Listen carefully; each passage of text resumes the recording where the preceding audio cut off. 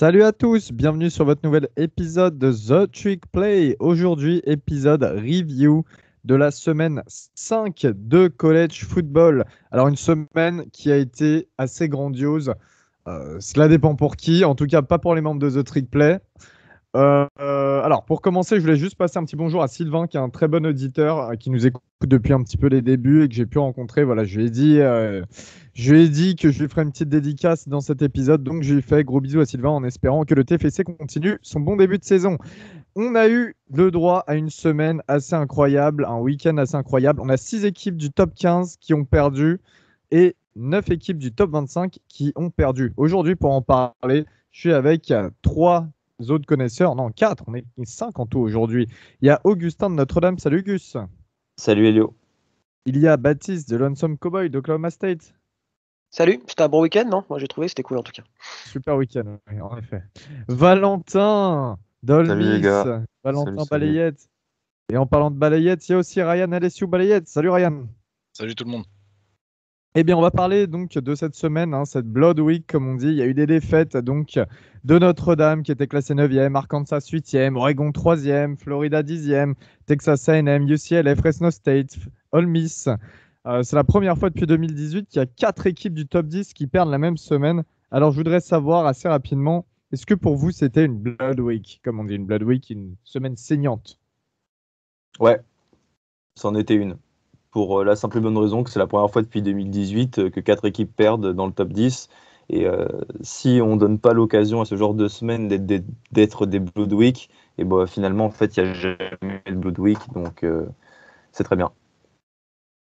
C'était clairement ça, c'était clairement une Blood Week, des saignées tapeurs comme on dit. Donc on va revenir dessus, mais pour moi, ouais, c'en était une.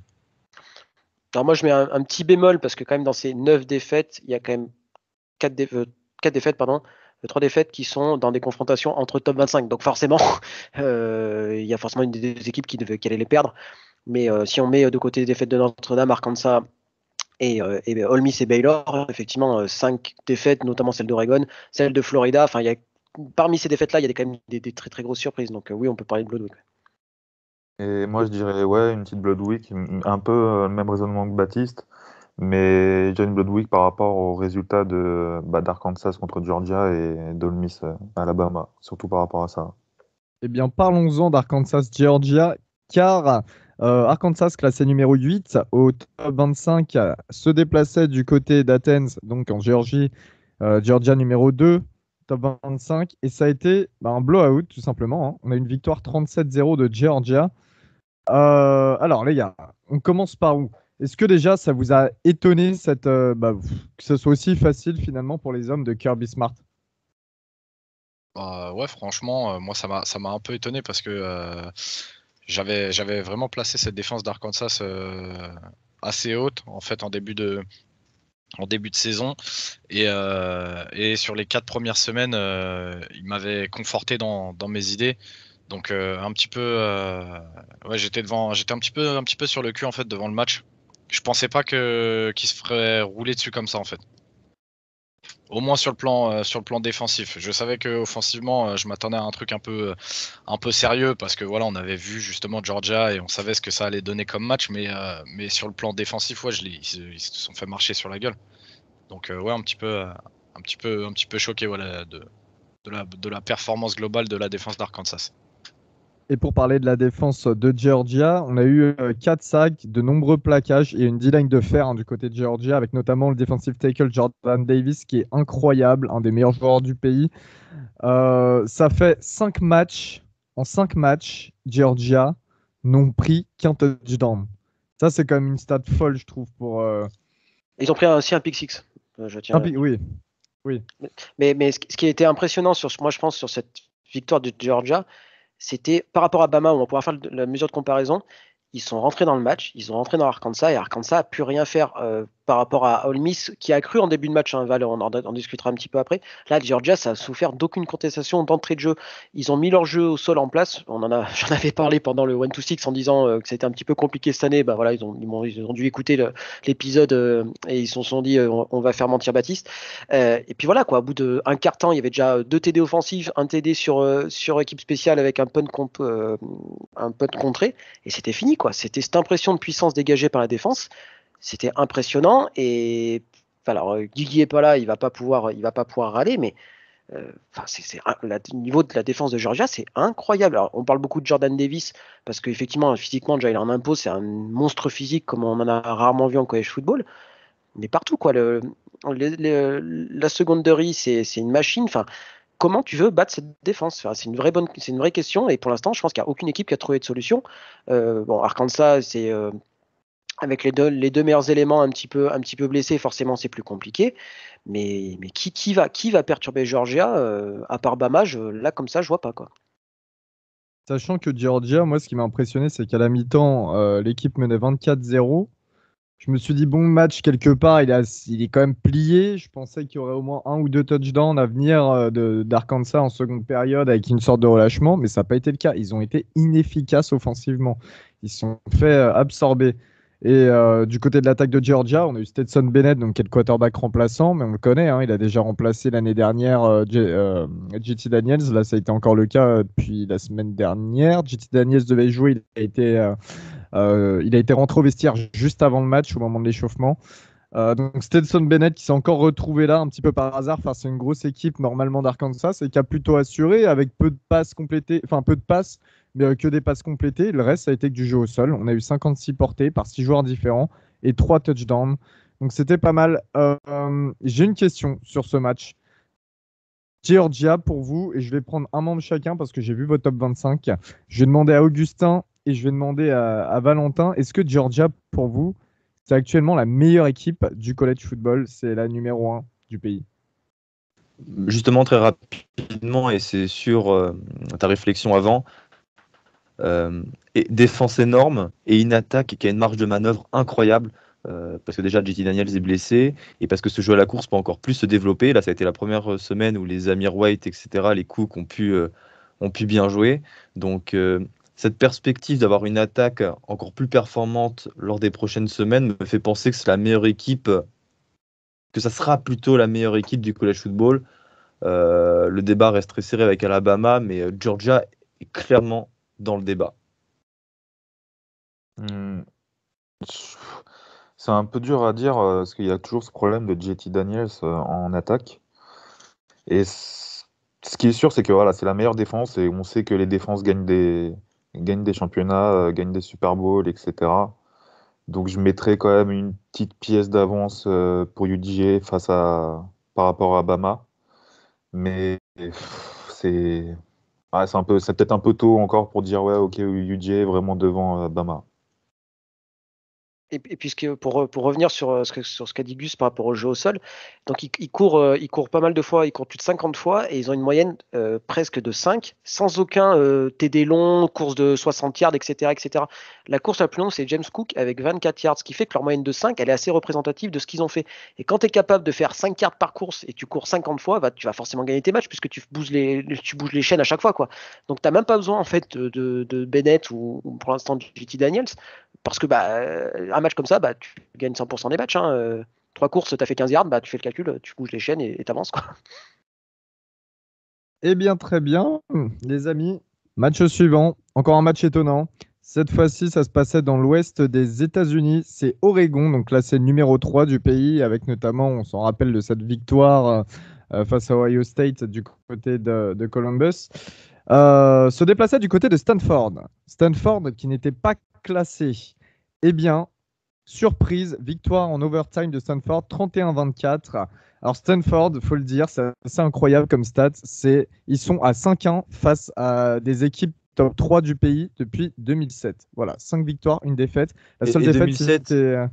Et 2007, Elio, j'en parle parce qu'avec Baptiste, on en a parlé. 2007, c'était la victoire face à USC avec le catch du cornerback légende Sherman.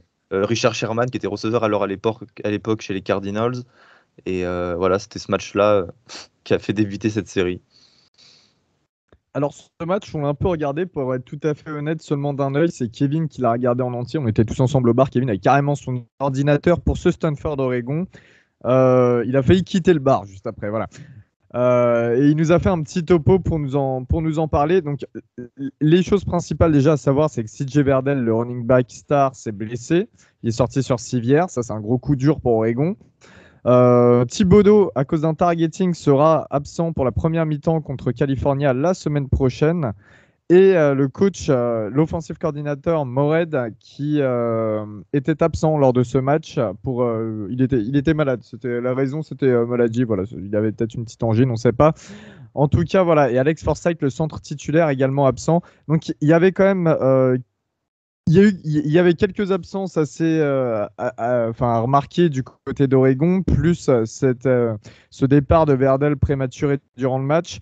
Alors, on a eu un match où ça s'est accroché jusqu'au bout. Il y a Oregon qui est un petit peu revenu dans le match pour prendre le lead dans le 4e quart-temps, avec notamment un dernier drive donc de Stanford avec Tanner Mikey qui se blesse juste avant le drive. J'essaie de me remémorer. Il fera entrer Jack Wells, qui est un ancien 4 étoiles aussi, une grosse recrue pour Stanford. Finalement, Mikey récupère sa place de titulaire pour ce drive final. Et donc, c'est des slants et des flags des arbitres, dont targeting contre Thibodeau. C'est assez compliqué. Ce moment-là, il est assez compliqué. Beaucoup de flags. Le Elio, targeting, ok. Mais ouais. Elio, c'est pas compliqué, c'est honteux, gros. Oui. L'arbitrage est honteux. Sur le C'est un coup, scandale. alors, C'est un moi, scandale. j'étais un peu alcoolisé, donc je voyais pas forcément les trucs. J'ai regardé juste le dernier drive et là, je dis non, c'est pas possible. Donc, le targeting de Thibodeau, ok, ça passe. Mais je sais pas si vous avez vu l'image du Ah, moi, ref je qui suis pas garde le d'accord. mouchoir dans la main. Tout le monde s'arrête, il y a que Ouais, Mackey, toute son l'équipe receveur, se qui joue. bloque. Ouais. Et c'est honteux. De toute façon, je vais revenir aussi sur le match de Bama Ole Miss, même si ça n'aura pas changé le résultat. Bref, mais je suis désolé, mais toutes les semaines, je me dis c'est de pire en pire. Mais là, il y a un vol d'un match. Ouais, C'est non, mais un celui-là, c'était vol. flagrant. C'est Celui-là, c'était hardcore. Tu vois, même toi, on en parlait justement, donc pour vous mettre un peu dans la confidence, on en parlait entre donc, Val, Kevin et moi. Val, au début, justement, s'est mis un petit peu du côté des arbitres sur le targeting de Thibodeau. Moi, déjà, celui-ci, je le trouve mais inadmissible. Pour rappel sur l'action, donc on a Kayvon Thibodeau qui saute les deux bras en avant en fait pour essayer d'empêcher, je sais même plus si c'était McKill, le quarterback à ce moment-là encore. Ouais, je crois que c'est lui parce que c'est sur cette action-là qu'il se blesse. Donc il saute pour essayer d'empêcher la passe. Les deux mains en avant, c'est les mains qui contactent et ensuite bah il y a le reste du corps qui vient. Je pensais même pas à la base que c'était lui la faute. Je pensais que c'était Noah Sewell qui lui arrive sur la hanche en fait de McKee. Et on voit le casque contacté en premier alors que Sewell il va avec les bras en fait. On voit sur tous les angles qu'il met les bras mais c'est la tête qui touche en premier. Et donc quand je vois que c'est Thibodeau, je me dis non mais c'est trop, c'est abusé en fait. Et Val se porte entre guillemets garant des arbitres en nous disant non mais les gars, regardez, il y a des circonstances et tout. Moi déjà à ce moment-là, le targeting de Thibodeau, je trouve ça mais ignoble. Ignoble. Et en plus ça te change la physionomie du match. Il reste quoi? Il te reste quelques secondes pour aller scorer, mais la pression que te met Thibodeau, mais ça te change ça te change une défense en fait, juste de par sa présence.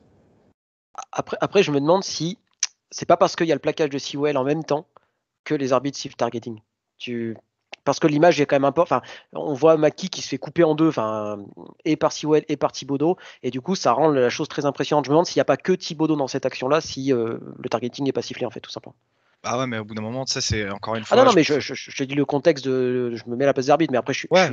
je suis d'accord avec vous, hein, il y a un arbitrage sur la fin de match qui est honteux, mais moi, je vais me faire un peu l'avocat du diable. Est-ce que Oregon se tire pas une balle dans le pied avec ce début de match tout pourri? Enfin, ils doivent jamais être dans cette situation-là. C'est aussi. Oui. Si Bien t'as- sûr que parlons-en. oui. si tu as des grosses ambitions en termes de fin d'année, et on sait qu'Oregon cette année c'est le cas, t'as jamais à être en difficulté comme ça contre Stanford, qui, même si que Tanner McKee est quarterback titulaire, c'est pas le Stanford des années Andrew Luck, c'est pas le Stanford des années CMC. T'as pas à être en difficulté comme ça. Donc effectivement, hein, t'as la fin de match qui est complètement honteuse, mais bon, t'as le début Il y qu'il a, faut pas oublier, quoi. il y a un On est gros d'accord problème parce de que quarterback à Oregon, mais même, imaginons, t'es dans une soirée, tu joues à Stanford, t'es en galère. Si Oregon gagne, tu te dis putain, ok, c'était un match compliqué, ils ont gagné à l'arrache, ok, c'est bien, tu vois, mais il faut travailler. Mais là, tu te fais voler le match. Tu peux pas dire, ouais, mais au début, ils ont machin, ils ont truc. Ils se font voler le match. Qu'est-ce que tu veux dire d'autre? Qui gagne ric-rac contre Stanford, tu vas pas crier au scandale. Après, moi, je suis de l'avis quand même de Baptiste, hein. On est d'accord que normalement, Ça fait un scandale. offensivement, ça doit mettre beaucoup plus de points parce que la défense de Stanford, c'était pas forcément ça. Kevin, il a pris un bon exemple et je m'en rappelle de ce moment-là. Ils sont en 4-1, en quatrième et goal à 1 yard de la end zone juste avant la mi-temps. Anthony Brown, il s'encastre dans la D-line de Stanford et voilà. L'appel de jeu pourri, un encastrement, enfin bref, une QB sneak, une QB, j'ai plus de mots, mais bref, c'est pas compliqué à faire. Et du coup, là, ils mettent pas de touchdown, ils mettent pas de field goal. Et c'est ce genre d'occasion de momentum qu'il faut prendre parce que tu sens que finalement l'équipe se voyait peut-être trop belle face à Stanford. Et encore une fois, ce match-là, il doit être gagné d'avance. Normalement, c'est ça. Il y a trop d'erreurs d'Anthony Brown. Il y a trop d'erreurs. Et ce que pense en tout cas Kevin, c'est que le 4 étoiles Ty Thompson, donc, qui est remplaçant et freshman, si je dis pas de bêtises, devrait peut-être prendre sa place d'ici peu de temps. Ah, mais tu vois, Elio, pour revenir du coup à ce que vous disiez, Baptiste et toi, c'est qu'en fait, ça, je trouve ça l'excuse trop facile. À chaque fois qu'il y a des petits soucis d'arbitrage, tout ça, sur des, entre guillemets, grosses écuries ou non d'ailleurs, on a tendance à dire, ouais, mais si le match il avait été plié avant et tout et tout. Mais Ouais, t'as complètement raison. ce qui s'est Non, passé avant, je suis d'accord. ça s'est passé avant. Tu vois, c'est d'accord, ils ont merdé, d'accord, je suis Ah complètement non, mais je d'accord et suis tout. d'accord sur Et ça l'arbitrage à part rentrer en compte 300%. dans l'arbitrage. C'est là où Ryan a raison. C'est l'arbitrage, c'est le même que tu sois Yukon ou Alabama. C'est Genre, ça. les Ah, non, injustices, non, mais c'est la alors même. ça, là-dessus, totalement d'accord. Là-dessus, il n'y a aucun souci, je suis à 3000% d'accord. Ce que je veux dire, c'est qu'Oregon se tire aussi une balle dans le pied.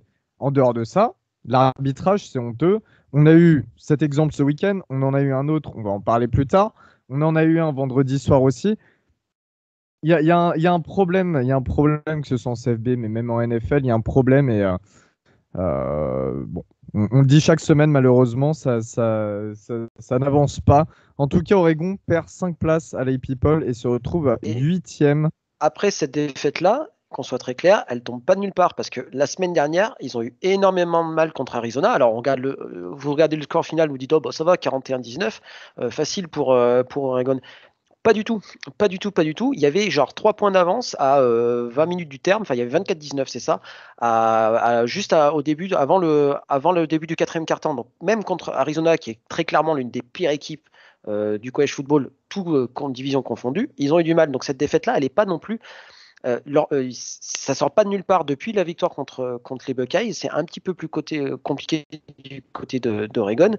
Et voilà quoi. Est-ce qu'ils se sont pas peut-être vus un peu trop beaux après leur belle victoire du côté de Columbus? J'en sais rien. Mais ça montre quand même qu'ils sont pas aussi forts qu'on aurait pu le penser, tout simplement. En tout cas, c'est le deuxième upset pour Stanford après celui face à USC en week 2. Voilà, donc Oregon 8e. Allez, people, match suivant. Et là, ça concerne Val, Ole Miss qui se déplaçait du côté d'Alabama. Donc, c'était le choc, hein. Ole Miss classé 12e, Alabama premier. Comment s'est passé ce match? Quel a été le score, Val? 42-21, mais on marque 7 points dans le troisième quart-temps et le reste dans le quatrième. Enfin, c'est clairement un blowout. Enfin, il y a pas eu de match, hein. Mais alors, juste pour poser un petit peu le contexte, déjà, on perd notre receveur numéro 2, même si je pense que ça n'a pas, enfin, au final, ça n'a pas changé, ça n'aurait pas changé les matchs, mais on le perd quand même, Jonathan Mingo. Et alors, on commence le match en attaque. Donc, nous, on joue beaucoup de quatrième tentatives. On prend ça pas comme, on prend ça vraiment comme une tentative normale. Donc, on en a joué, je crois, 3 sur le premier drive, un truc comme ça. Ouais, c'est ça, 3. Ouais.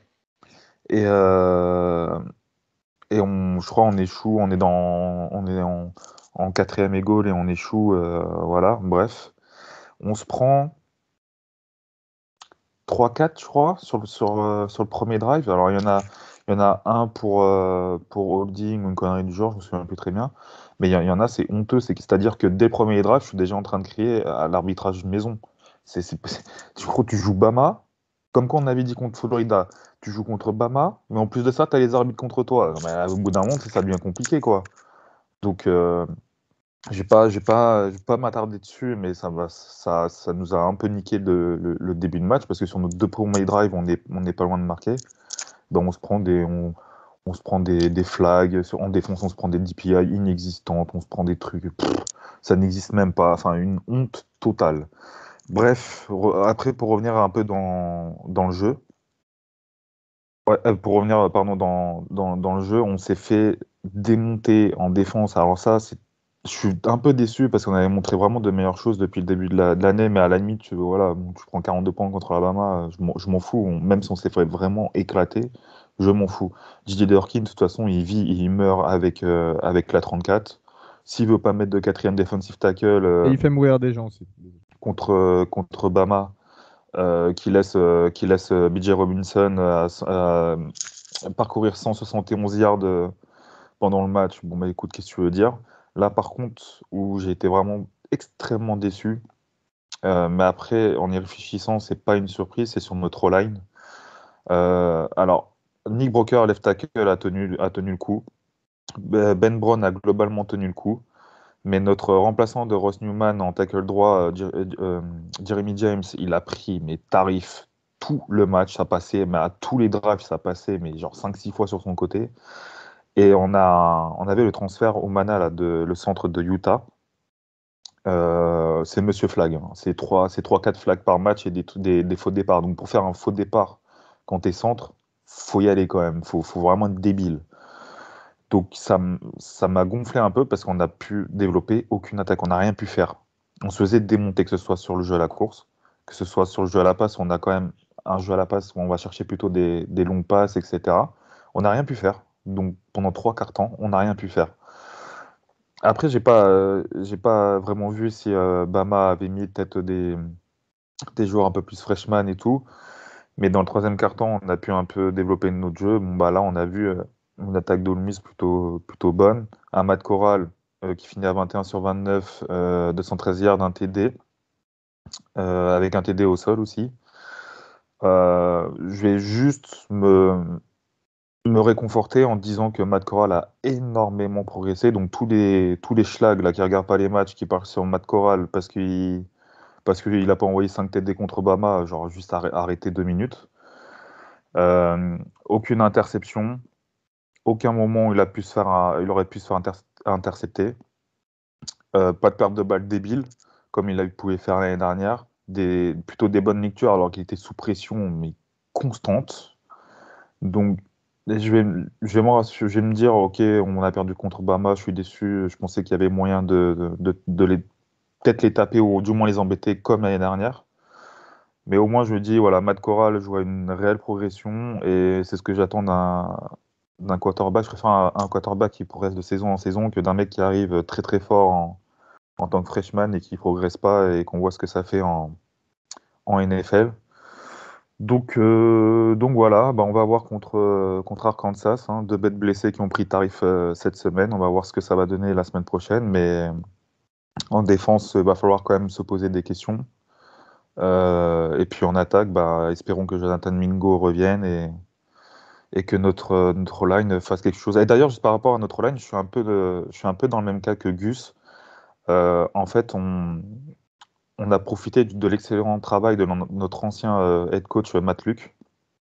Et là, on voit que les mecs, ça commence à partir, les produits de Matt Luke. Et on voit que bah, c'est un peu plus compliqué que ce qu'on avait avant. Et ça annonce pas du très lourd pour la prochaine saison. Pour l'instant, hein, on va voir si on va avoir des transferts ou quoi. Mais ça me fait un petit peu peur parce qu'on avait déjà eu du mal contre Tulane. Donc Tulane, hein, c'est pas non plus une D-line de fou. Mais si vous avez vu le match, vous voyez de quoi je parle. On a pris vraiment tarif. Donc voilà. Et puis aussi une victoire de Bama à mettre au crédit de. Évidemment, il y a un aspect psychologique hyper important parce que on annonçait vraiment Bama en danger. On pensait qu'ils allaient se faire bouger et mentalement, ils ont su. Bon, je sais, c'est facile à dire. Enfin, c'est pas très pertinent parce que Bama, c'est la meilleure équipe, donc ils sont censés gagner ces matchs. Mais ils ont réussi quand même à faire fi de l'enfer qu'on leur a annoncé avec les Rebels. Et puis, tu as aussi la performance incroyable du running back Robinson Jr., qui a inscrit 4 touchdowns et qui, pour le coup, sort son match en carrière. Et c'est lui, il a emmené en fait cette équipe de Bama dans son sillage. si on compte pas évidemment la défense. Et juste, je vais faire mon petit schlagos de base.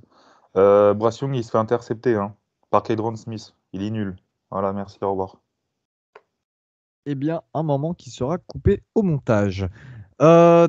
Texas qui se déplaçait. Alors là, on va passer au match un petit peu moindre du week-end dernier. Texas qui se déplaçait du côté de TCU. Et oui, les amis, il y avait un derby texan encore une fois ce week-end.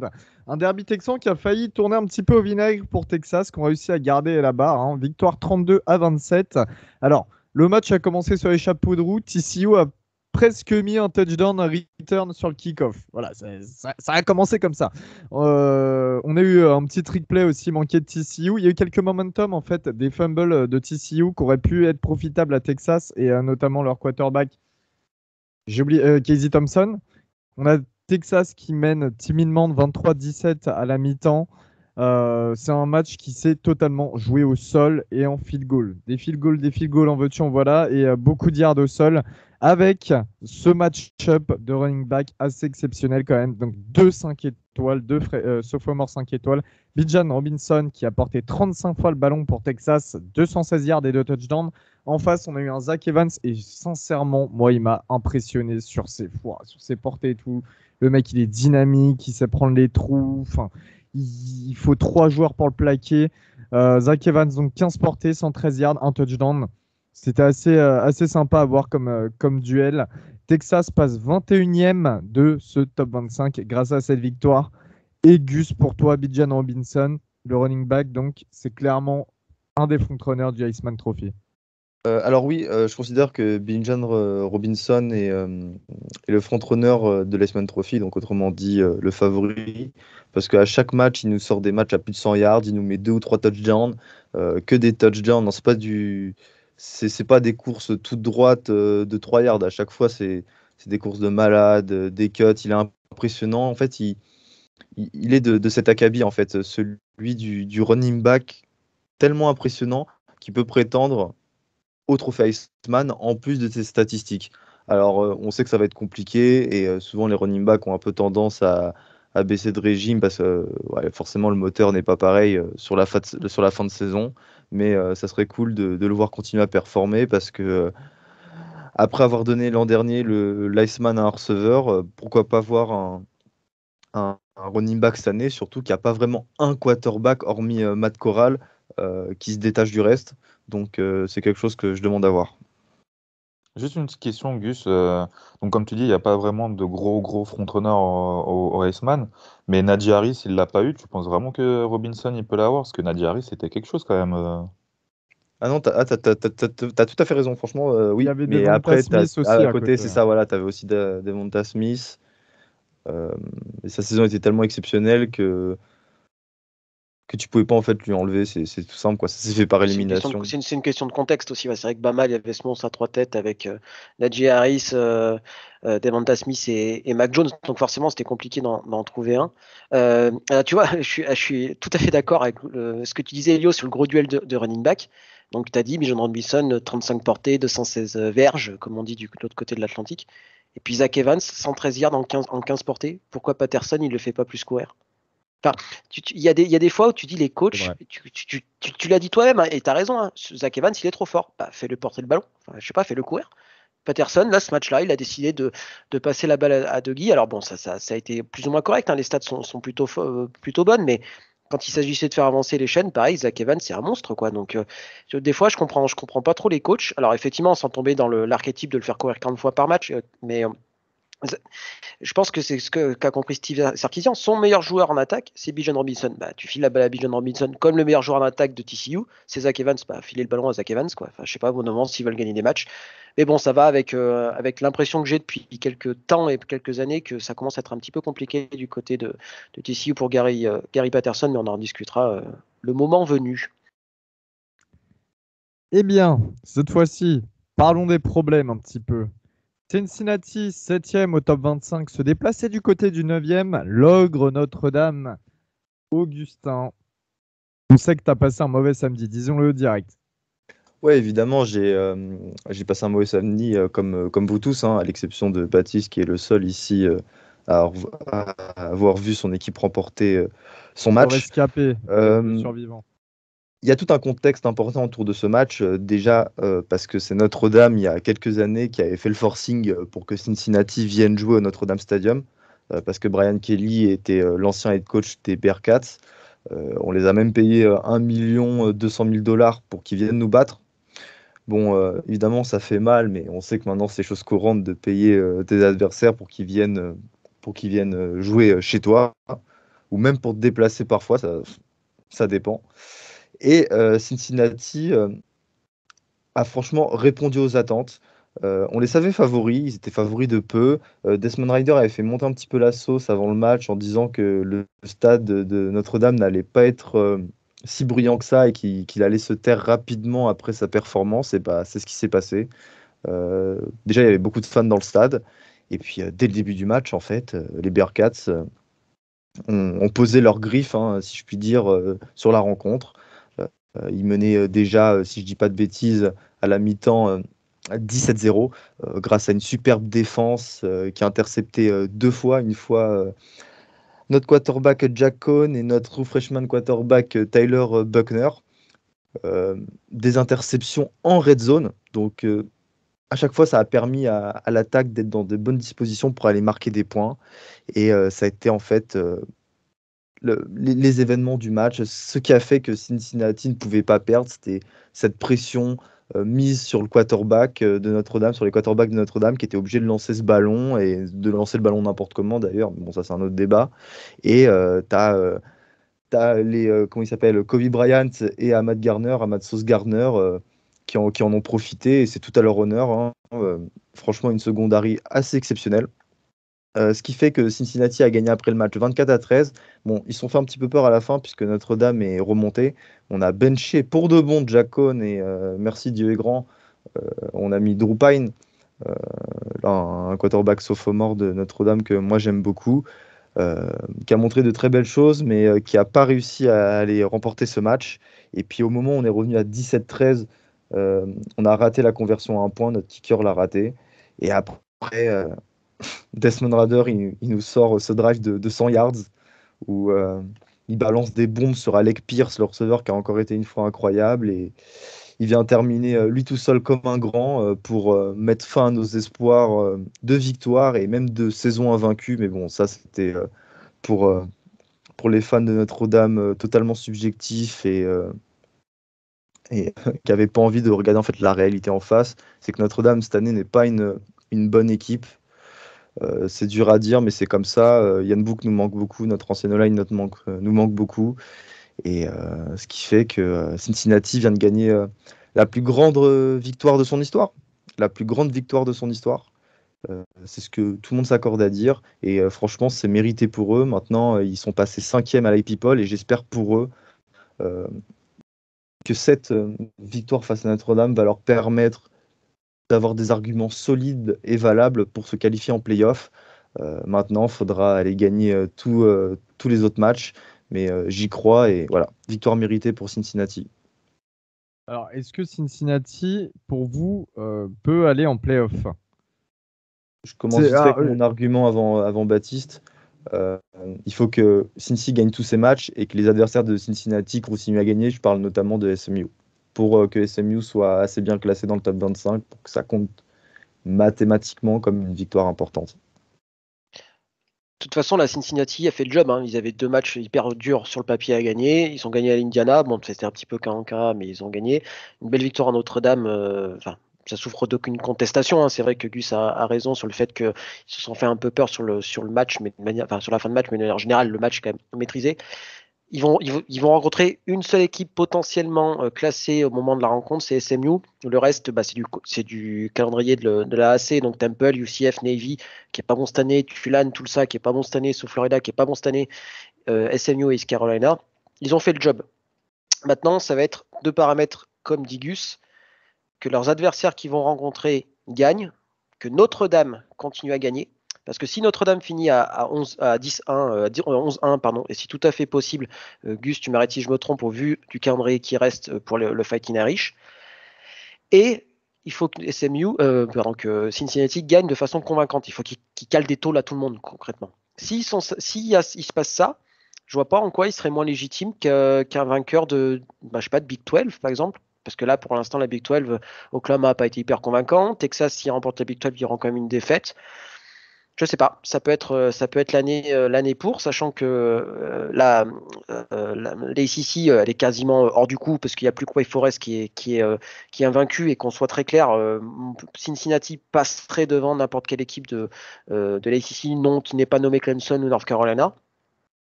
Donc après avoir, et puis la défaite d'Oregon rabat les cartes aussi, parce que Oregon a crié un joker, un gros joker. Et pareil, Oregon à 12-1 contre Cincinnati à 12-1, je sais pas. La question se pose Et vraiment. Baptiste, et la semaine prochaine, Iowa joue Penn State. Et Iowa joue Penn State. 4e, donc il y a une Donc, équipe qui va sauter. Tout à fait.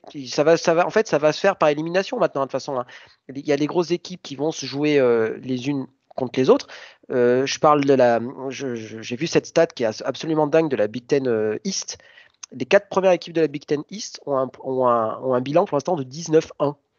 Voilà. Ouais, c'est le bilan à bout de la semaine 5. Et ce bilan, il ne restera pas comme ça. Ils vont forcément se battre mutuellement, et ce qui fait qu'ils vont s'auto-éliminer. Et effectivement, Iowa Penn State, ce week-end, il y aura un vaincu.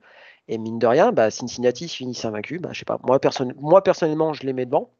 Et je pense que le comité, au vu des qualités montrées de match contre Notre-Dame, au vu de ce dernier drive de Desmond Ridder qui était extraordinaire, on parle de Heisman moment, mais pour moi, c'était un Heisman moment pur et simple. Voilà, ils ont des vrais arguments à faire valoir. Voilà. J'aime bien que tu parles de. Excuse-moi, j'aime bien que tu parles de Big Ten parce que finalement, on regarde, il y a cette Iowa Penn State la semaine prochaine. Admettons qu'Iowa batte Penn State. Michigan sont toujours invaincus. Et imaginons la saison de folie de Michigan qui bat tout le monde. Michigan State, enfin tu vois, il y a. Je pense que c'est beaucoup trop tôt. La question qu'on s'est posée, elle est beaucoup trop tôt dans la saison. À voir ce que Cincinnati fait parce qu'il y a des upsets possibles. Hein, les Tulane et UCF. Navy même qui a battu UCF. Il y a des upsets possibles pour Cincinnati aussi. Je pense que c'est une question qui est beaucoup trop tôt, mais qu'on se reposera en fin de saison. Et oui, Val, tu allais dire quelque chose? Ouais, j'ai juste. Justement, par rapport aux upsets, je pense pas qu'il y aura d'upset parce que la défense de Cincinnati est tellement forte. Quand tu as autant de gros joueurs, je vois pas comment ils peuvent se faire upset. Bien que l'attaque emmenée par Desmond Ridder, moi je suis toujours très très très très perplexe sur Desmond Ridder. Heureusement qu'il bénéficie d'Alec Pierce ou de Michael Young Jr. ou de joueurs comme ça, mais la défense Il fait est gagner vraiment. son équipe après. Gros, tu laisses que 13 points à Notre-Dame, c'est pas Ridder qui fait gagner son équipe, c'est la défense. Non, mais évidemment, parce que c'est une Il la affaire fait pas d'équipe. perdre. Il la fait pas perdre. T'es dur, Val. La dernière action, il commence à avoir peur. Là, on sent que Notre-Dame va revenir. Et là, il nous sort un drive de malade avec Je dis pas que 2 Desmond passes de Ridder- 30 yards. Je dis pas que c'est un mauvais QB. Je te dis qu'il va pas te faire gagner des trucs de dingue, quoi. Je te dis Là, ça a été le cas ce juste que week-end. sa défense fait gagner les matchs. Bon, en tout Mais cas, dans une année un peu bizarre, ça suffit. Hein. Oui, bien sûr. C'est pour ça qu'ils sont à cette place à la People aussi. C'est mérité. Moi, juste par contre, Gus, donc j'ai pas vu grand-chose du match, hein, mais j'ai vraiment une question pour toi. Les quarterbacks à Notre-Dame, putain, mais quand est-ce que vous en allez à avoir un correct? Parce que, alors, tu vas me dire, ouais, mais Yann Book, année. gna. Yann Book, c'est un quarterback correct. Moi, je te parle de quarterback. Je te parle pas d'un mec qui envoie des screens ou qui envoie des passes à son tight end parce qu'il est monstrueux. Je te parle d'un quarterback du type, je sais pas, Matt Corral, du type. Et non, en gros, on a Brady eu Quinn. des Sean Kaiser, Brady Quinn, on a quand même eu des super quarterbacks. C'était il y a 100 ans, frérot. Là, vous avez Tommy Drupal. Rees, c'était un super quarterback de college football. Après, Après, Attends, on va parler de maintenant, de ce qui se passe actuellement. Drew Pine, 9 sur 22. Tyler Buckner, 0 sur 2, une inter. parce que t'as une O-line qui est dégueulasse. Et d'ailleurs, t'as raison de me poser la question. C'est Drew Pine qui devrait être titularisé la semaine prochaine. Et Jack Cohn, là, c'est fini. Il va jouer le papa aux entraînements. Ah ouais, comme ça. Ah, Bah ouais, il a rien montré, Jack Cohn. Et il a rien Tu monté. sais qu'il va rien montrer de Jack Cohn, mais Mais t'as besoin d'avoir cette espèce de changement de quarterback, il faut pas te poser des questions. Des fois, il faut un truc pour faire redémarrer un peu la machine, et changement de quarterback, c'est le truc le plus simple, quoi. Tu as un Et nouveau après, quarterback, souvent les défenses ont tendance à s'être entraînées contre le quarterback, contre le mauvais quarterback, ce qui fait que tu as un avantage sur les défenses aussi. Donc pourquoi pas, quoi. Mais après, si ton Noël est pourri, tu peux rien faire, hein. Après, Val, ce que je veux dire, c'est que foncièrement, Jack Cohn, c'était un bon quarterback. Les Dane Brugler, il y a des scouts qui en parlent même pour la NFL. Enfin, moi, je trouve ça insensé, mais bref, c'est pas la question. Mais le problème, c'est que derrière une ligne offensive comme ça, non, mais on peut pas le faire jouer. On est obligé de mettre un quarterback qui court, qui bouge, qui se sort de ce marasme que cette ligne offensive. J'ai cesse de le rappeler toutes les semaines. Il nous faut un mec qui puisse échapper, qui puisse lancer des balles en sortant de sa zone de protection. Là, je sais pas comment on dit. Il nous faut un mec qui puisse nous faire espérer quelque chose et pour passer à travers de ce problème qui est la O-line. D'accord, donc pour toi, Drew Pine, c'est Ouais, l'avenir de cette saison. cette saison, oui. D'accord, ok. On va parler d'une autre de nos équipes qui a perdu. Guigui, qui n'est pas là, a vu Florida s'incliner face à Kentucky. Florida qui était classé 13e à l'APoll. Non, 10e à l'APoll, pardonnez-moi, et qui a perdu justement 13-20. Augustin, tu as un petit peu regardé ce match. Ouais, j'ai surtout regardé la fin parce que vous savez, c'est une habitude de fan de college football. En général, quand tu regardes pas un match en particulier, mais que tu vois qu'il y a une possible fin d'upset, bah, tu allumes ta télé, tu mets le match. C'est ce qui s'est passé.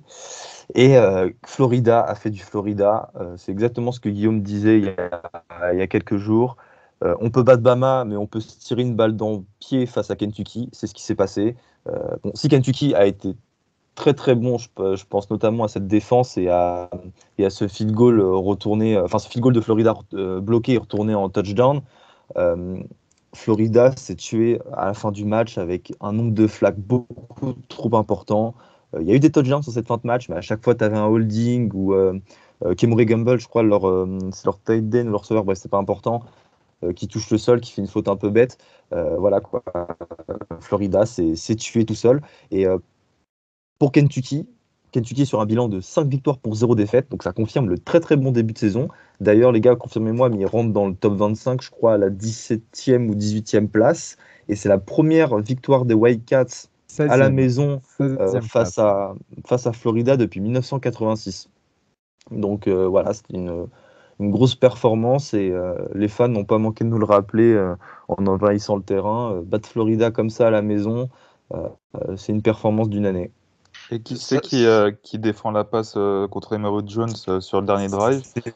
C'est Jacquez Jones Ouais, notre ancien qui a linebacker été qu'on a qui laissé sera dans la partir. discussion et qui sera dans la discussion des MVP défensifs de la semaine qu'on abordera tout à l'heure.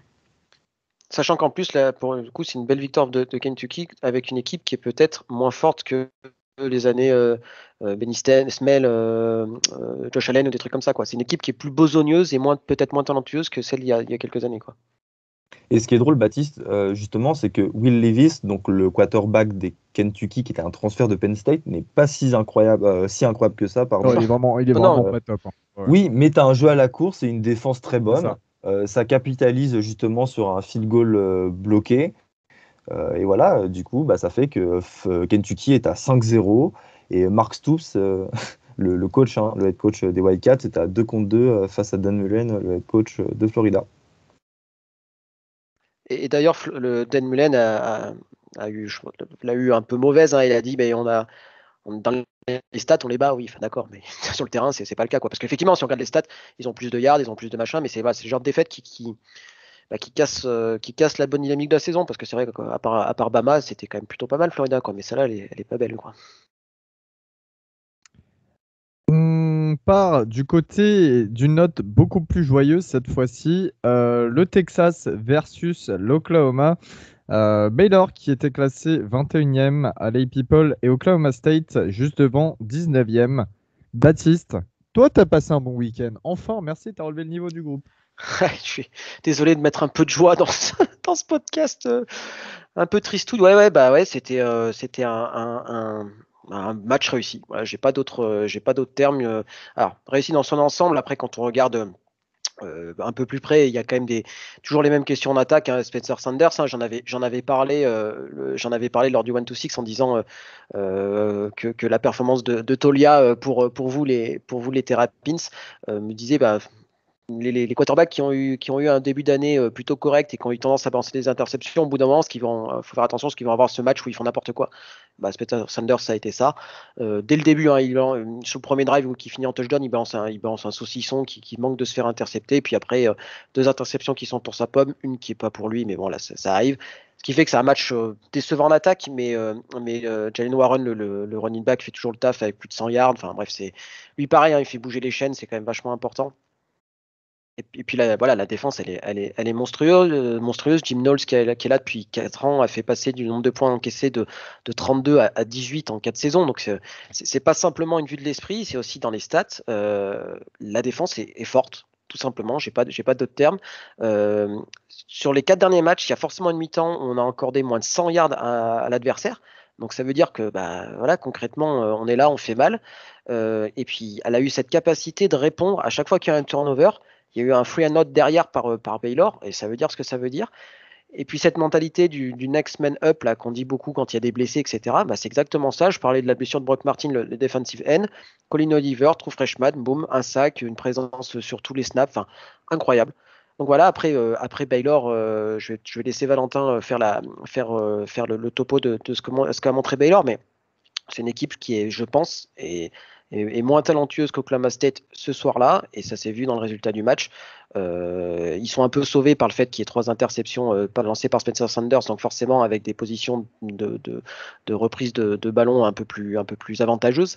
Mais voilà, après moi ça m'étonne pas trop. Hein. Je craignais pas tant que ça cette équipe de Baylor, puisque en dehors du match contre Iowa State, pour moi, elle avait pas montré grand-chose. Et puis voilà, Bohannon a fait un bon match, hein, mais voilà, pour l'instant encore un petit peu limité, mais il a du potentiel. Je crois que d'ailleurs Val, tu l'as beaucoup apprécié. Ouais, j'aurais aimé que tu nous parles un peu de Malcolm Rodriguez avant que je commence.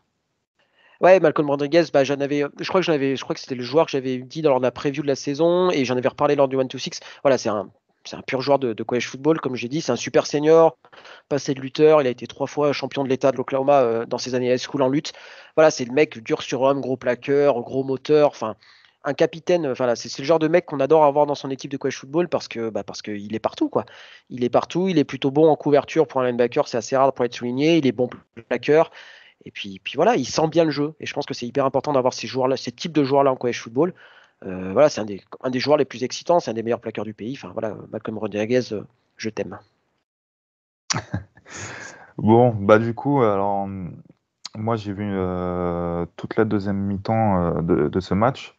Donc moi là où j'aimerais bien avoir un débat avec toi, c'est sur les match-ups parce que je pense que en soi Baylor a de meilleurs joueurs qu'à Oklahoma, mais moi j'ai un problème avec le coaching offensif. Alors c'est beaucoup mieux que l'année dernière. Hein. De toute façon ils sont en 4-0, donc ça se voit. Et puis je pense que ça se voit au niveau des stats ou si vous avez regardé les matchs. Mais je me rappelle que sur le 4e quart-temps, il n'y a pas une fois où je me dis il y a un bon appel de jeu. Pas une seule fois. C'est-à-dire il y a un moment où vous marquez le TD et ils font quoi Baylor? Ils envoient des courses. Mais frérot, fais lancer Bohannon. Donc du coup, Bohannon il se retrouve à lancer un peu en catastrophe sur la fin du 4e quart-temps, mais c'est trop tard en fait. Et moi j'ai vraiment un problème. Je pensais qu'ils avaient trouvé la solution en ayant vraiment un bon équilibre entre la course et le jeu à la passe. Et là, là je trouve qu'il statistiquement, il y a l'équilibre, mais au niveau de la réussite, et tous les matchs, tu peux pas réussir à la passe ou à la course ou les deux, donc tu as forcément un qui marche mieux que l'autre. Et là, les appels de jeu n'étaient vraiment pas bons, c'était pas utilisé les courses n'étaient pas utilisées au bon moment, les passes, les play action en mouvement avec Bohannon, qui a quand même un petit peu de mal à être précis quand il est en mouvement, tout ça, ça a été appelé quasiment sur le 4e quart-temps. Mais enfin, t'es con ou tu le fais exprès Enfin, ils connaissent mieux leurs joueurs que moi, mais Bohannon, tu le fais pas lancer en mouvement. Il est très bien dans sa poche. Il est très bien quand le ballon il part sous les 2-3 secondes. Et fais ça, fais ça. Le mec, il a un gros bras. Il a des receveurs comme R.J. Sneed et Thornton qui sont quand même plutôt bons. Surtout Estrada qui a été bon là sur ce match-là, j'ai trouvé. Oui, parce que RG Sneed, il a même un peu de réception sur ce match. Mais enfin, je veux dire, t'as de quoi faire et j'ai l'impression qu'il y a un moment, je sais pas, ça se déconnecte dans le cerveau de, comment ça, c'est Dave Aranda. Ouais, c'est ça. Ouais, voilà. Ça se déconnecte et il fait tout l'inverse de ce qu'il faudrait faire. Après, pour lui donner un peu de. Enfin, pour aller dans son sens à lui, ils ont quand même changé pas mal leur play calling entre les deux mi-temps. Bohannon est resté dans ce mode pocket passer sur la première mi-temps et ça n'a pas du tout fonctionné. Regarde, il y a 0 points inscrits en première mi-temps, donc ils ont changé avec un Bohannon un peu plus d'options, des trucs comme ça. Et sur le troisième quart-temps et le quatrième, ça a un peu plus fonctionné. Alors oui, c'est pas ses qualités premières, mais dans le match-up proposé par les Cowboys, je pense qu'ils n'avaient pas le choix. Tu sais, on joue avec une 4-2 un peu bizarre avec les 3 safety. Enfin, tu sais, un peu ce mode-là actuel où tu mets plein de joueurs en secondary pour éviter pour la passe et pour le blitz.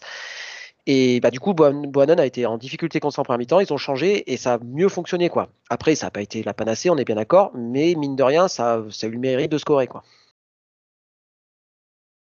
Ryan LSU, comment Dis-moi. s'est passé ce week-end? Dis-moi tout. Ça y est, on rentre LSU dans qui a le vif accueilli du Auburn. sujet. Ouais, On ouais. rentre dans le vif là, c'est bien. Beau duel du Sud.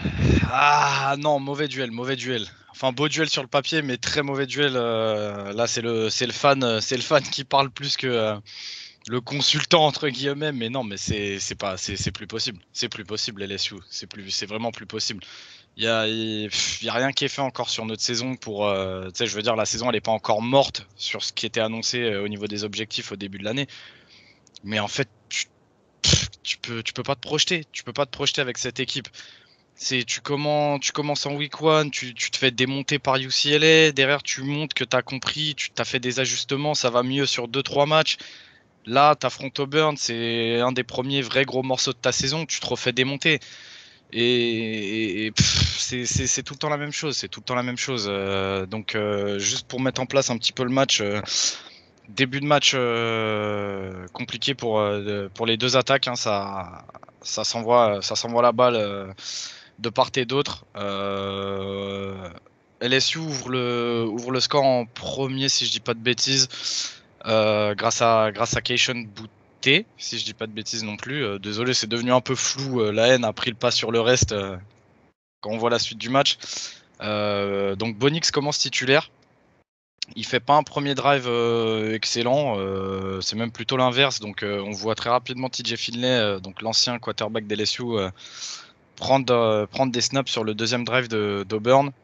Pareil, c'est pas hyper convaincant, il fait quelques petites erreurs, donc Bonix revient à ce moment-là dans le match.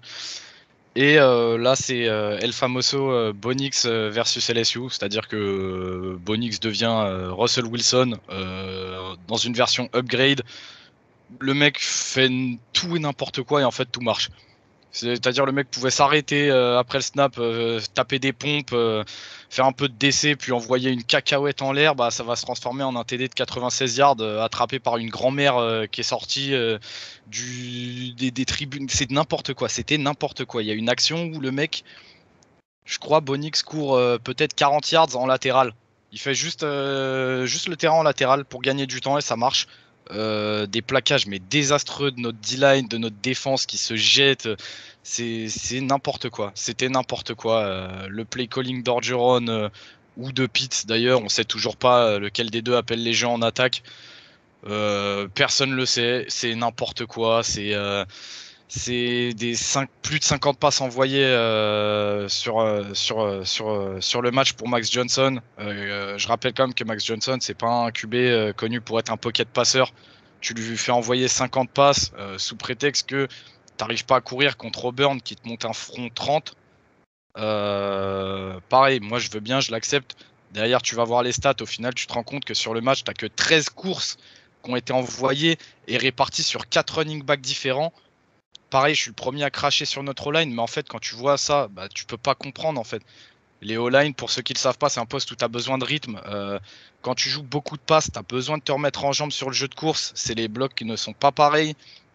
Running back, c'est un poste aussi où tu as besoin de toucher la balle plusieurs fois d'affilée pour rentrer dans le match. Sinon, tu peux très vite te refroidir. Là, rendez-vous compte quand même qu'il y a 13 courses sur tout le match, réparties sur 4 running backs différents.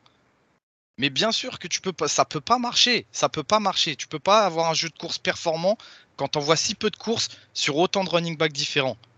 Et pareil, on peut encore en plonger un petit peu dans les stats un petit peu plus profondément. Et donc tu vois que Orgeron te dit en conférence de presse que le jeu de course ça marche pas. Pourtant on a notre petit freshman Corey Kiner qui court pour 4,4 yards par course. Je suis désolé, mais pour moi ça c'est pas ne pas être performant à la course. Donc au bout d'un moment, faut arrêter les conneries. Faut juste arrêter les conneries. Bravo à Auburn. Ils nous ont battus. Bonix, il a été incroyable. Je vois qu'il y a des gens qui recommencent à se palucher sur Bonix. Bien à vous, moi je sais ce qu'il vaut et franchement Bonix, je vous le dis objectivement, c'est pas ouf.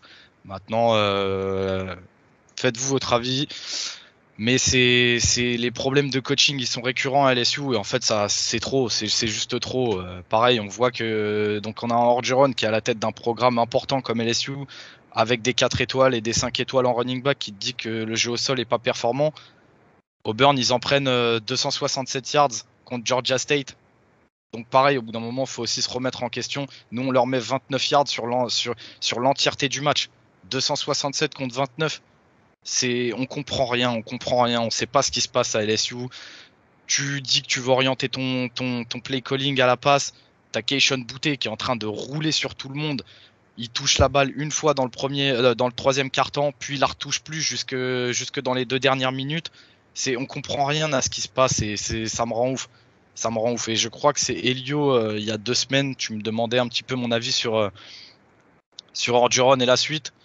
Et je t'avais dit à ce moment-là que Orgeron, je le remerciais beaucoup pour tout ce qu'il nous avait apporté. Donc merci beaucoup, gros respect, mais que j'attendais de voir la suite de sa saison. Avec ce qu'il montre là, c'est bon. Merci, respect. Franchement, merci. Toute ma vie, je me souviendrai de la saison 2019 avec Orgeron. T'es Go Tigers, t'as tête ronde et joufflu. Vas-y, c'est bon. Vas-y, on efface tout. Ça peut pas marcher comme ça. Et Auburn qui affrontera Georgia le week-end prochain. Gros match à suivre. Le reste des petits matchs, on avait Fresno State qui était auteur d'une très belle saison, classé 18e, qui se déplaçait du côté d'Hawaï, Augustin. Ah ouais, elle fait très mal cette défaite, hein. Les Bulldogs ont perdu 27-24 face à Hawaï. Ouais, ça fait mal. Jack Henner, le quarterback, en a profité pour sortir son plus mauvais match de la saison. Bon, 3 touchdowns lancés, mais 4 interceptions, dont la dernière qui scelle en fait le sort du match.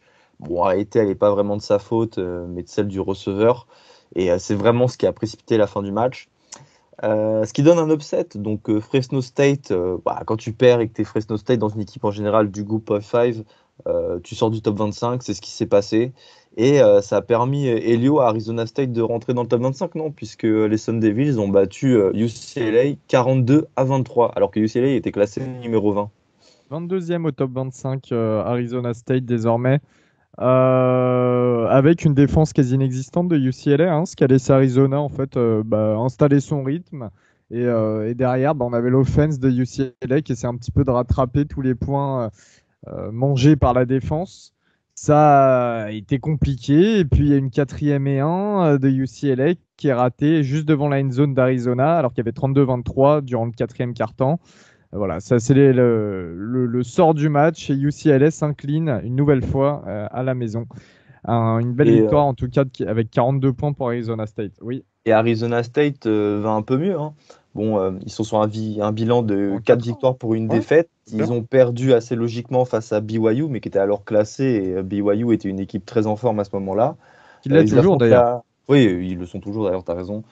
Et ils affrontent la semaine prochaine Stanford. Ça aussi, c'est un beau match. Le vainqueur de ce match-up sera dans le top 25 à l'issue de la semaine suivante.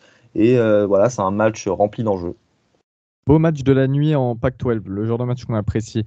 Nevada qui se déplaçait du côté de Boise State, eh bien c'était la première victoire de Nevada face à Boise depuis 1997. On n'était même pas champion du monde.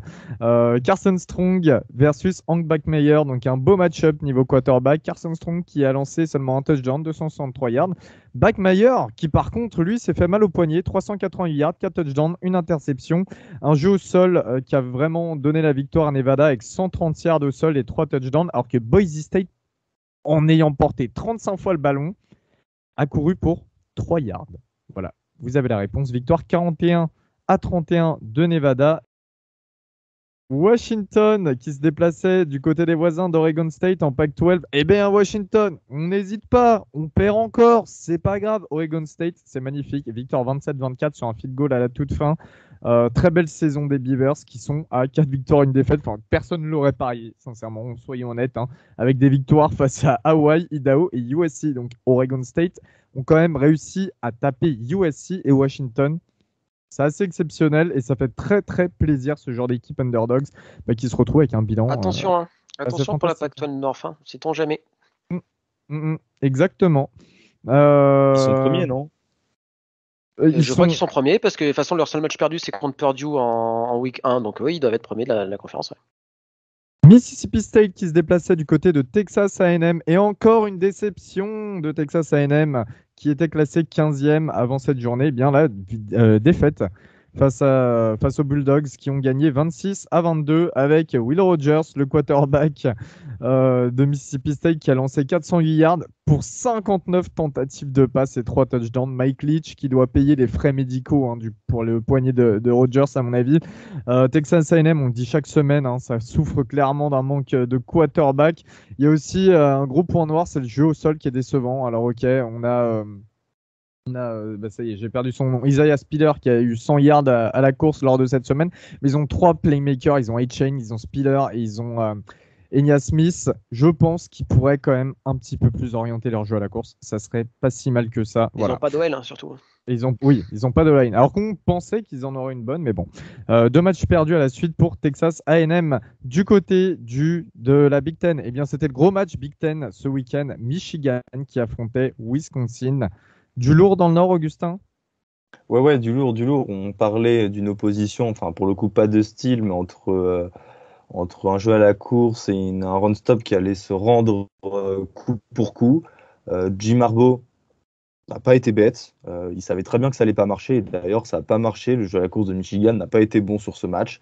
Donc il s'est dit, tiens, et si on faisait lancer nos quarterbacks, Ken McNamara et McCarthy, les deux ont lancé en tout 3 touchdowns. Voilà, ils ont réussi à contourner ce problème en jouant à la passe. Et Michigan remporte le match 38-17. Ils intègrent le top 10, ils passent à la 9e place et c'est amplement mérité. Hein. Michigan continue son petit bonhomme de chemin avec ses 5 victoires pour 0 défaite. Et du côté de Wisconsin, bah voilà, une victoire, 3 défaites. C'est la première fois depuis 1990. 1990, c'est l'année où la légende Barry Alvarez a été nommé coach des Badgers. Et d'ailleurs, Barry Alvarez, samedi, le match était un hommage à sa magnifique carrière, hein, lui qui est parti à la retraite l'an dernier en tant que directeur athlétique. C'est pas également l'année où la légende Baptiste est né? Ah non, moi je suis 88, dernier titre de Notre-Dame. Attends, quand même. Plus vieux, Toujours en Big Ten, on a pas pareil un beau match qui s'annonçait. Alors on a une équipe un peu plus en difficulté que ce qu'on prévoyait pour leur saison. Indiana se déplaçait du côté de Penn State. Penn State classé 4e, Alley People. Penn State qui est la première équipe à starter avec 5 victoires pour 0 défaite après une année où ils ont démarré avec 0 victoire pour 5 défaites depuis Tennessee en 1989. Donc voilà, Penn State qui le fait en 2021. Penn State qui menait timidement à la mi-temps 7-0. On a le quarterback d'Indiana, Michael Penix, qui s'est blessé au cours du match à l'épaule. Et apparemment, selon les toutes dernières nouvelles, il serait probablement out pour le reste de la saison. C'est la 4e fois dans sa carrière que ça arrive. Voilà, donc le remplaçant Jake Tuttle qui a dû prendre les commandes du match pendant le 3e quart-temps. On a eu une très bonne D-line de Penn State, comme d'habitude. Penix ou Tuttle étaient constamment sous pression. Jan Dodson, le receveur de Penn State, a encore effectué un match assez efficace sous 8 réceptions, 88 yards, 2 touchdowns. Victoire de Penn State, donc 24-0, qui continue de progresser, qui continue de voir sa place en playoff. Peut-être s'acquérir de semaine en semaine. Et ils sont 3e, 4e de la People. Ils sont 4e. Je viens de vérifier 4e. En même temps, ils sont 4e. Et juste au passage, on parlait de Tennessee tout à l'heure. Et Tennessee, la petite anecdote pour faire plaisir à Tennessee France notamment, ont éclaté Missouri 62-24. Le coach D-line de Missouri a été viré. Voilà. D'ailleurs, Elio, juste petit message par rapport à ça. Donc la saison est pas est pas encore fini, hein, mais on était les premiers à dire que Tennessee, avec tout ce qui s'était passé, leur saison risquait d'être très très compliquée. Bah écoute, pour l'instant, ils sont 3e de SEC Est. Ils sont en positif. Ils mettent des blowouts, donc à voir quoi. À voir. La saison est pas finie, mais tu sais, parfois il y a des petites équipes comme ça. Enfin, petites équipes, je me comprends. Des équipes avec un peu moins de talent qui justement autour d'une situation compliquée arrivent justement à former un espèce de petit corps de noyau, tu vois. Et ça peut peut-être les emmener à une saison finalement pas si dégueulasse que ça, et une saison sur laquelle tu peux rebâtir quelque chose, tu vois, sur les années à venir. Pourquoi Totalement. pas. Totalement. Pourquoi pas Josh Apple?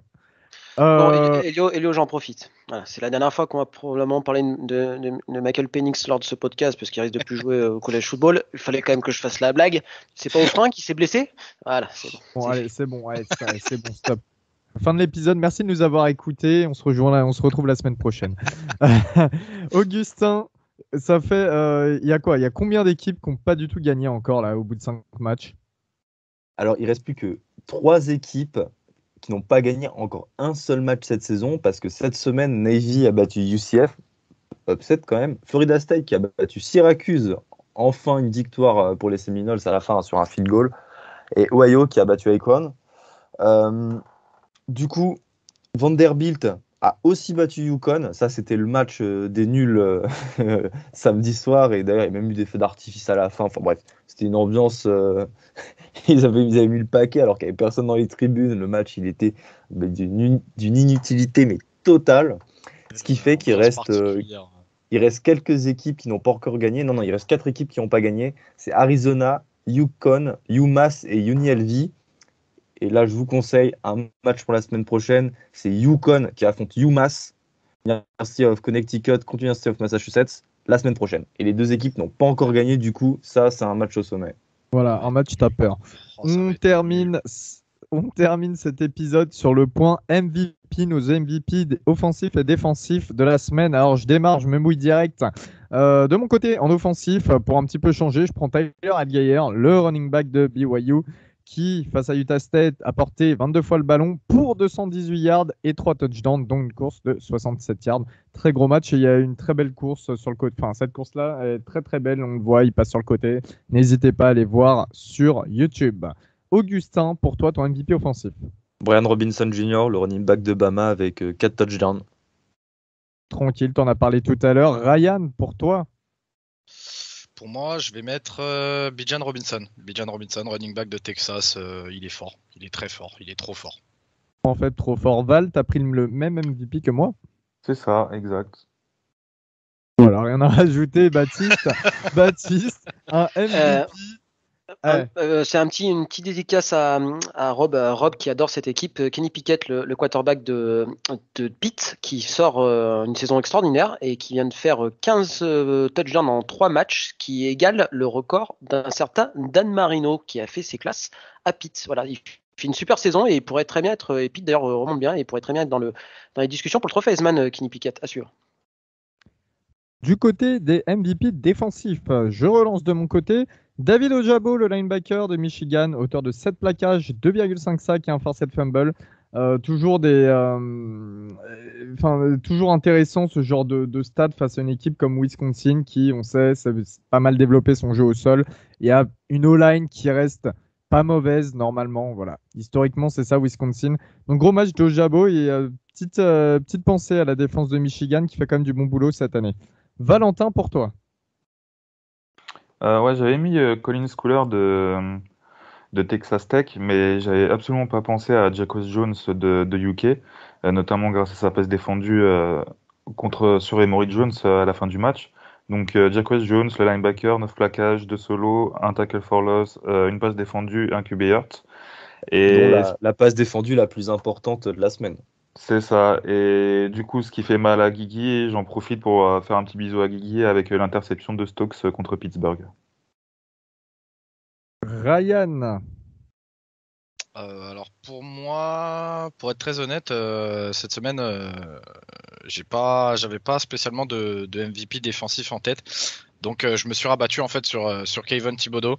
Parce que, comme je l'expliquais un petit peu plus tôt, pour moi, c'est le joueur qui aurait pu en fait garder Oregon devant, et en fait, ça fait basculer le match au moment où il se fait exclure. Et en fait, il est trop fort, il est trop dominant, et juste sa présence sur un terrain, elle peut te changer le cours d'un match. Donc, j'ai mis Kayvon Thibodeau. Ouais, il y a vu Thibodeau exclu pour targeting. MVP. Mais non. Baptiste. Alors désolé Elio, ça va être un MVP global plutôt qu'un joueur en particulier, mais la défense d'Iowa qui a quand même forcé 7 turnovers contre Maryland vendredi soir, ça méritait quand même qu'on en parle un peu. 5 interceptions pour la défense, 6 interceptions pardon pour la défense, et 6 joueurs différents en plus, aussi bizarre que Non, ça puisse paraître. 5 interceptions, ça va quand même. Ah oui, pardon, j'avais lu 6, pardon, 5 interceptions. Voilà, Ryan Amos, dont vous avez entendu parler, en a fait une. Donc voilà, la défense d'Iowa, MVP de la semaine. Très bien, Augustin. Moi aussi, je pars sur une performance collective. C'est le duo de cornerback de Cincinnati, Ahmad Sauce-Gardner et Kobe Bryant. Kobe avec un C. Incroyable. Eh bien, on a terminé cet épisode, messieurs. Et Elio, c'est pas la première semaine de compète où on met pas Kyle Hamilton dans les Oui, MVP c'est vrai. def. C'est vrai, mais évite de briser encore plus le cœur de quelqu'un qui l'a déjà. Non, mais je trouvais ça intéressant de le noter, tu vois. Non, je taquine. Ouais, en effet, c'est vrai que Kyle Hamilton, cette fois-ci, n'a pas été. C'est bête à dire parce qu'on le met toujours MVP, c'est pour dire combien le mec est fort, quoi, mais n'a pas été au niveau MVP cette semaine en tout cas. Il s'est pris un sale TD sur lui, hein, en plus. Ouais, Oui. c'est à cause de lui ça arrive, qu'on se prend un touchdown. Mais bon, Ah, après, ça arrive. c'était. Ouais, Oui, c'était, ça n'enlève rien à ses après, qualités et à ce qu'il fait, en tout cas. Non, mais bref, c'est à cause de lui qu'on a pris un touchdown. En tout Une cas, première fois. on a tenté un épisode avec un format un petit peu plus différent, un petit peu plus d'interaction, de questions qu'on se pose les uns les autres. Voilà, donc n'hésitez pas à nous dire si ça vous a plu ou non, si vous préférez l'autre format. On se retrouve comme d'habitude samedi sur Twitch à 17h pour le 1-2-6 avec notre ami Batou qui nous présentera les matchs du week-end. Voilà, on vous fait des gros bisous comme d'habitude. On se dit à la prochaine. Allez, salut tout le monde. Ciao, Salut, ciao. bisous. Salut à tous.